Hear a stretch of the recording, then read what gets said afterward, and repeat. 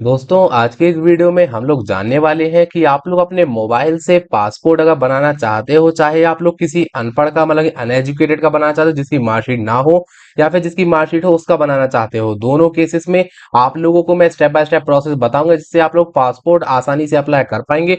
और अप्लाई करने के कुछ ही दिन बाद आप लोग जैसे प्रोसेस कंप्लीट करेंगे, आप लोगों का पासपोर्ट आपके घर में डिलीवर हो जाएगा।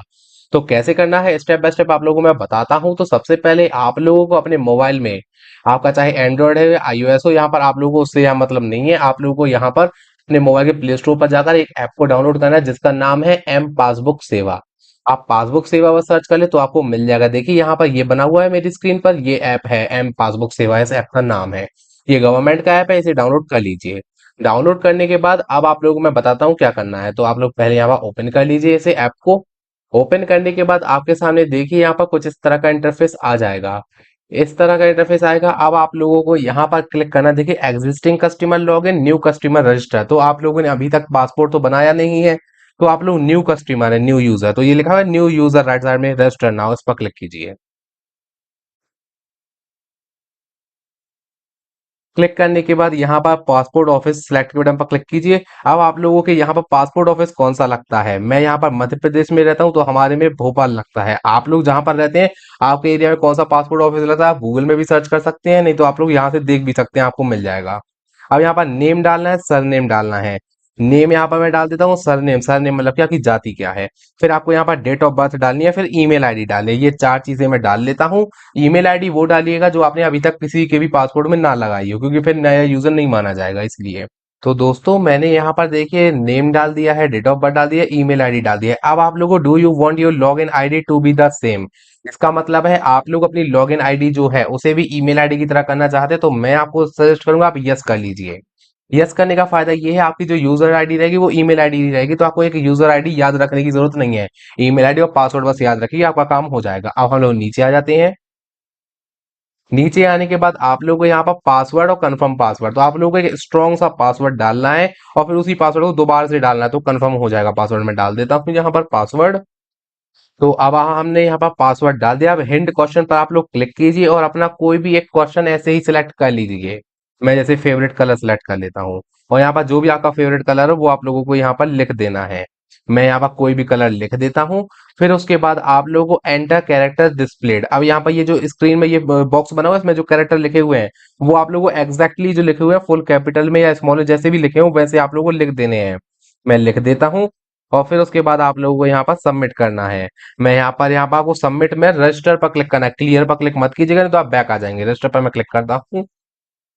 तो देखिए यहाँ पर लिखा गया thank you for registering on passport Seva portal, to activate please click on the link send to email. अब आपकी ईमेल पर एक लिंक आया होगा, उस पर आपको क्लिक करना है, तभी ये वेरीफाई होगा। तो मैं आप लोगों को राइट साइड में लगा देता हूँ एक और स्क्रीन, आप लोग उसमें देख सकते हैं मैं किस तरह से क्लिक कर रहा हूँ। यहाँ पर ईमेल पर, मैं ईमेल पर जैसे ही क्लिक करूंगा यहाँ पर ये अप्रूव हो जाएगा। अब हमारा मेन एप्लीकेशन का प्रोसेस आता है।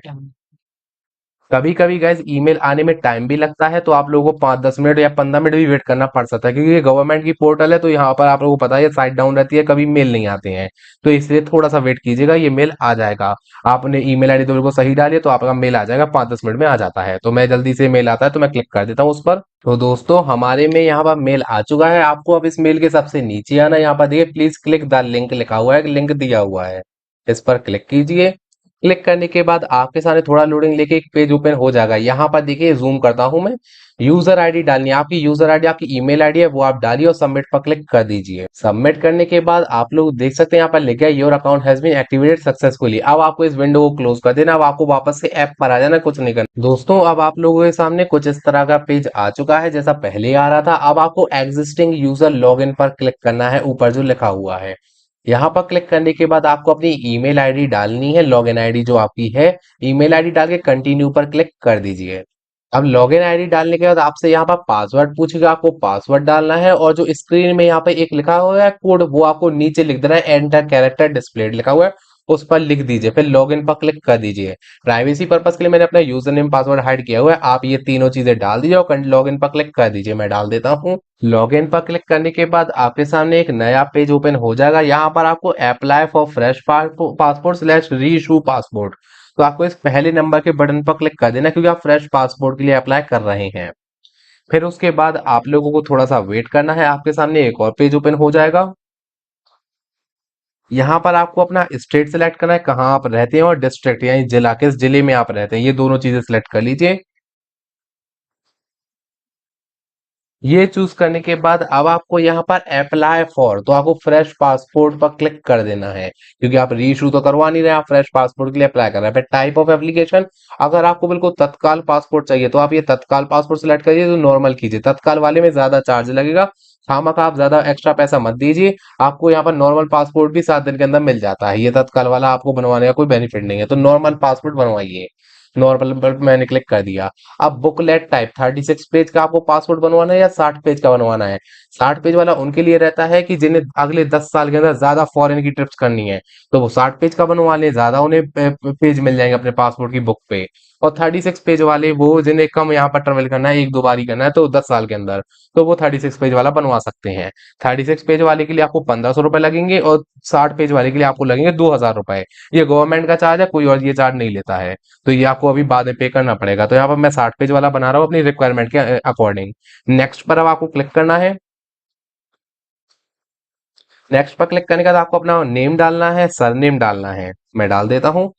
अब आप लोगों से यहाँ पर पूछेगा, have you ever been known by other names, अगर आप किसी और नेम से पॉपुलरली जाने जाते हैं अपने एरिया, तो आप यस कर दीजिए, तो नो कर दीजिए, मैं नो कर देता हूँ। आप यस मत कीजिएगा, नहीं तो आपसे और भी यहाँ पर इन्फॉर्मेशन मांगने लगेगा, खामखा का प्रोसेस बड़ा हो जाएगा। आप नो ही कर दीजिएगा यहाँ पर। Have you ever changed your name, अगर आपने आज तक कभी पहले अपना नेम कभी चेंज करवाया तो आप यस कीजिए। मेरे केस में नो है, तो मैं नो कर देता हूँ। फिर आप लोगों को डेट ऑफ बर्थ अपनी डालनी है, तो मैं डाल देता हूँ।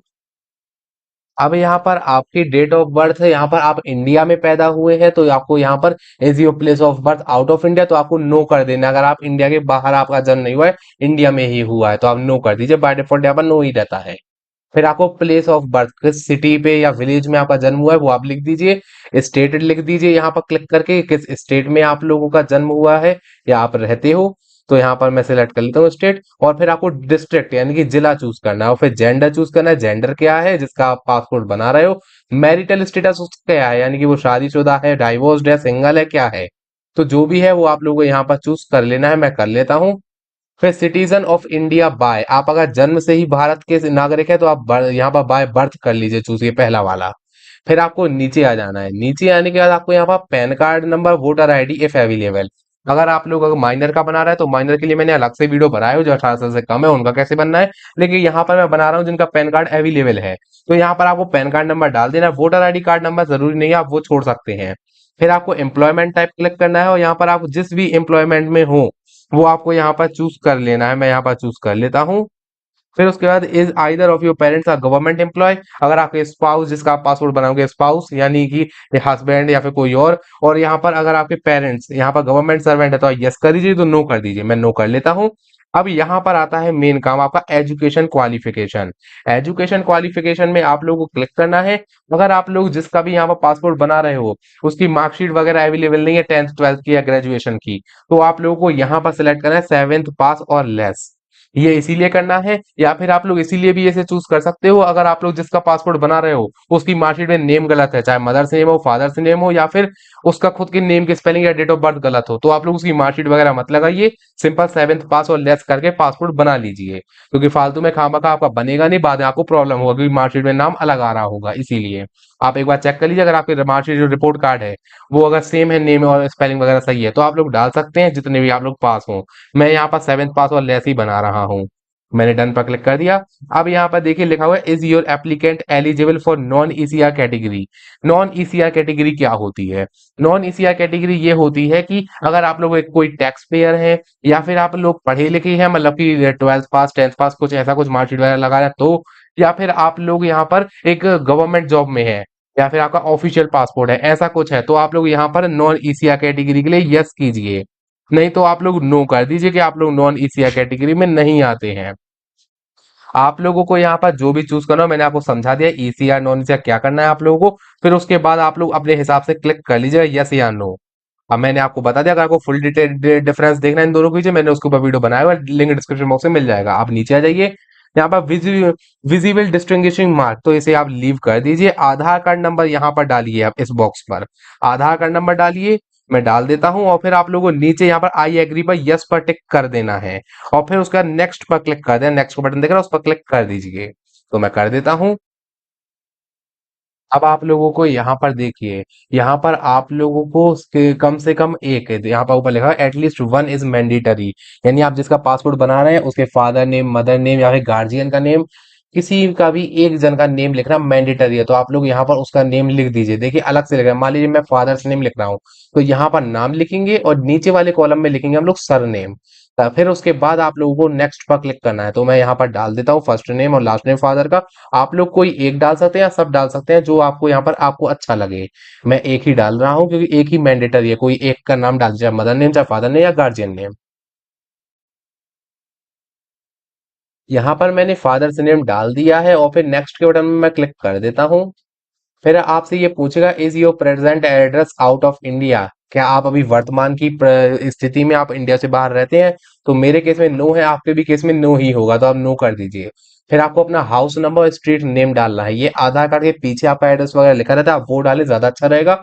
वो डाल दीजिए। फिर आपको लिखना है टाउन, किस टाउन में आप रहते हैं वो लिखिए। फिर यहाँ पर आपसे पूछेगा कि आप टाउन के बाद मैं यहाँ पर पहले लिख देता हूँ किस टाउन में मैं रहता हूँ। फिर उसके बाद आप लोगों को यहाँ पर देखिए आपके यहाँ पर पुलिस स्टेशन कौन सा लगता है, वो आपको चूज करना होगा। मेरे यहाँ पे जो लगता है वो मैं चूज कर लेता हूँ। पुलिस स्टेशन आपको अगर ना मिले तो आप लोग गूगल पे भी कर सकते हैं। आपके एरिया का पिन कोड क्या है, पिन कोड आप लोगों को डाल देना है। मैं डाल देता हूँ पिन कोड। इसके बाद आप लोगों को मोबाइल नंबर डालना है और ईमेल मैंडेटरी नहीं है तो आप मत डालिएगा। और यहाँ पर इस एड्रेस परमानेंट एड्रेस अवेलेबल, तो आपको यस कर देना है। अगर आपका किराए का घर है तो आप परमानेंट एड्रेस को नो कर सकते हैं, नहीं तो अगर आप परमानेंटली जहां पर रहते हैं वो आपका परमानेंट एड्रेस है तो आप यस कर दीजिए। और is your permanent address same as present address, तो आपको यस कर देना है कि आपका जो परमानेंट एड्रेस है वो सेम एड्रेस है, तो आपको यस कर देना है दोनों को। अब आप लोगों को ये सारी डिटेल्स को फिल करके मोबाइल नंबर जरूर से डाल दीजिएगा, फिर नेक्स्ट पर क्लिक कर देना है। तो मैं डाल देता हूँ डिटेल्स को, नेक्स्ट पर क्लिक कर देता हूँ। और यहाँ पर आप लोगों को ईमेल आईडी डालनी मैंडेटरी है, तो आप ईमेल आईडी जो पहले डाली थी वही यहाँ पर डाल दीजिएगा। यहाँ पर देखिए मांग रहा है ईमेल आईडी। यहाँ पर ईमेल आईडी वगैरह डालने के बाद अब आपको अपना नेम डालना है और एड्रेस डालना है उसके आगे। आपका जो नेम है वो लिखिए, फिर अपना एड्रेस डाल दीजिए। फिर आपको अपना मोबाइल नंबर यहाँ पर डालना है, टेलीफोन नंबर डालने की जरूरत नहीं, ईमेल आईडी डाल दीजिएगा। फिर आपको नेक्स्ट पर क्लिक कर देना है। ये चारों बेसिक सी चीजें मैं फटाफट से लिख देता हूँ, नेक्स्ट पर क्लिक कर देता हूँ।